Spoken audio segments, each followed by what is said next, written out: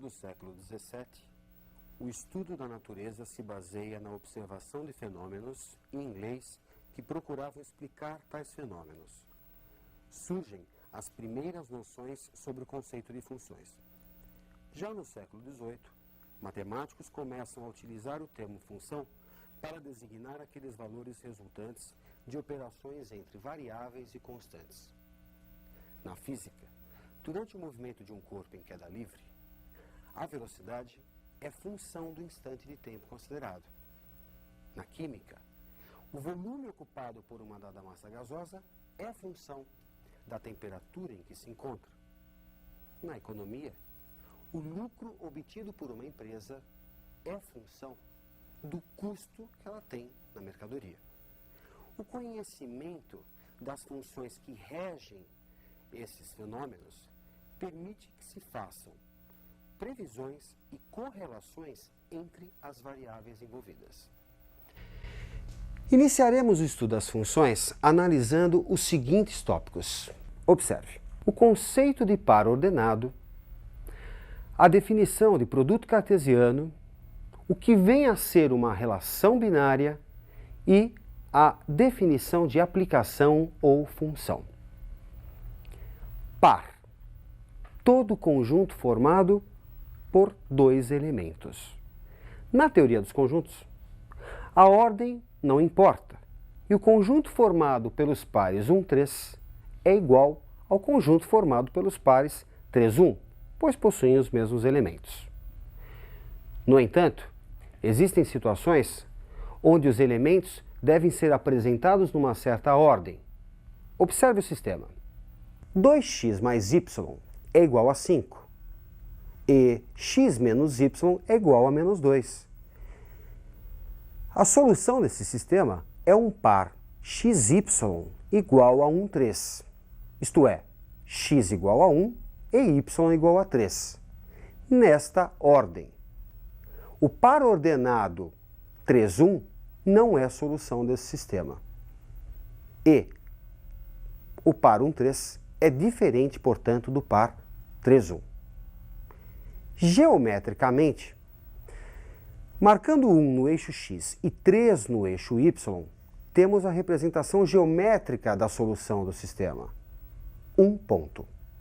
Observe que o par 3, 1 tem uma outra representação, um outro ponto. Você aprendeu as operações de união, intersecção e diferença de conjuntos. Vamos definir agora uma nova operação, o produto cartesiano de A por B.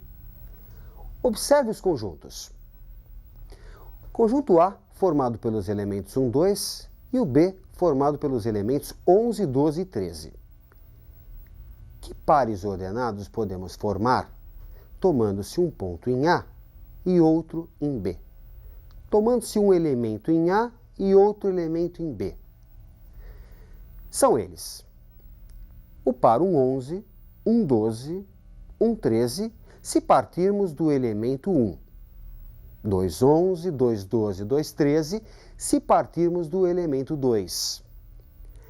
Esse conjunto de pares ordenados é o que a gente chama de produto cartesiano de A por B. Portanto, o produto cartesiano nada mais é do que um conjunto formado por pares xy, pares ordenados, onde o x pertence a A e o y pertence a B. Retomando o exemplo, vamos construir dois subconjuntos a partir do produto cartesiano. Observe. O subconjunto R1, formado pelos pares 11 e 12, pares onde o y é igual ao x mais 10 unidades. E um outro subconjunto R2, formado pelos pares 11, 12 e 13, pares onde o x é igual a 1. Subconjuntos, a exemplo de R1 e R2, são chamados de relação binária de A por B. Relação binária: todo subconjunto de um produto cartesiano. Agora, estamos prontos para definir função. Se numa relação binária, cada elemento de A se associa a um único elemento de B, temos uma aplicação ou função. Observe na tela. A notação usada é a seguinte: f é uma função de A em B que associa a cada x pertencente a A um único y pertencente a B. Dizemos que y é igual a f de x, isto é, y é uma função de x. Vejamos alguns exemplos. A relação binária apresentada não associa o elemento 2 do conjunto A, portanto, não é uma função. Na relação binária apresentada, o elemento 1 se associa a dois elementos de B, portanto, não é função. Já na relação binária apresentada, cada elemento do conjunto A se associa a um único elemento de B. Trata-se de uma função. Uma função que associa a cada x de A um y em B, que é igual a x mais 1. Conjunto A, o conjunto de partida das setas, é o domínio de definição da função.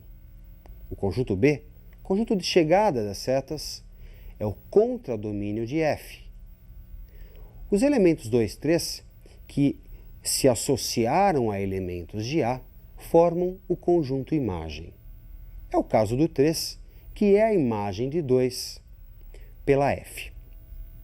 Bem, vamos realizar alguns exercícios para ajudá-lo a fixar esses conceitos.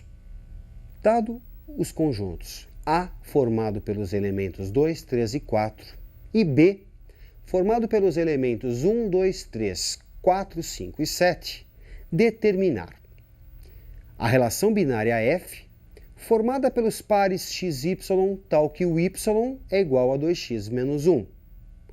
O esquema de flechas para f, o domínio, o contradomínio e o conjunto imagem de f. Bem, representando os conjuntos através de seus diagramas de Euler e como a função tem uma lei que é dada por y igual a 2x menos 1, para x igual a 2, conjunto A, a função associa a um y igual a 2 vezes 2 menos 1, 4 menos 1, 3. Já para x igual a 3, a função associa um y que é igual a 2 vezes 3 menos 1, 6 menos 1, 5. Para x igual a 4, y é igual a 2 vezes 4 menos 1, 8 menos 1, 7. O conjunto A, conjunto de partida das setas, é o domínio da função. O conjunto B, conjunto de chegada das setas, é o contradomínio de f. Os elementos 3, 5 e 7, imagens do 2, do 3 e do 4, respectivamente, formam um conjunto, o conjunto imagem. Ok? E a função f fica, portanto, definida pelos pares 2, 3, 3, 5 e 4, 7. Bem, vejamos mais uma questão de aplicação. Qual o domínio da função f de A em R, com A contido em R, tal que f de x é igual a 1 sobre a raiz quadrada de x menos 3? Bem, a raiz quadrada de x menos 3 aparece no denominador de uma fração. Portanto, o radicando, x menos 3, deve ser maior do que zero. A raiz quadrada sozinha, raiz de x menos 3, é um número maior ou igual a zero. No entanto, por aparecer no denominador da fração, e você sabe, primeiro mandamento da matemática, não dividirás por zero, você vai ter, para x menos 3, apenas maior que zero. Assim, o x deve ser maior do que 3. E o domínio da função, o conjunto A, é formado por todo elemento real, todo x pertencente a R, tal que x maior que 3. Questão com muita frequência nos vestibulares, vejamos um último exercício. Qual dos gráficos a seguir não pode representar uma função? Bem, vamos dar uma passada no que foi visto na aula? Função. Quando a cada elemento de um conjunto A se associa um único elemento em B. Graficamente, verificamos se é uma função traçando-se uma vertical. Se essa vertical encontrar o diagrama em apenas um ponto, trata-se de uma função. Vamos voltar ao exercício. O primeiro gráfico é representado por uma reta. Ao traçar uma vertical, o que você percebe? Que ela vai tocar o diagrama, a reta, sempre num ponto. Esse diagrama, essa reta, representa uma função. Nós vamos ver mais para frente que trata-se de uma função de primeiro grau. Bom, você deve estar vendo agora um novo diagrama que lembra bastante os diagramas de mudança de estado, sólido para líquido ou líquido para gasoso, que você vai ver na física. Também nesse caso, traçando-se uma vertical, o que se nota é que ela encontra o gráfico sempre em um ponto. Portanto, isso pode representar uma função. Vamos a um terceiro caso.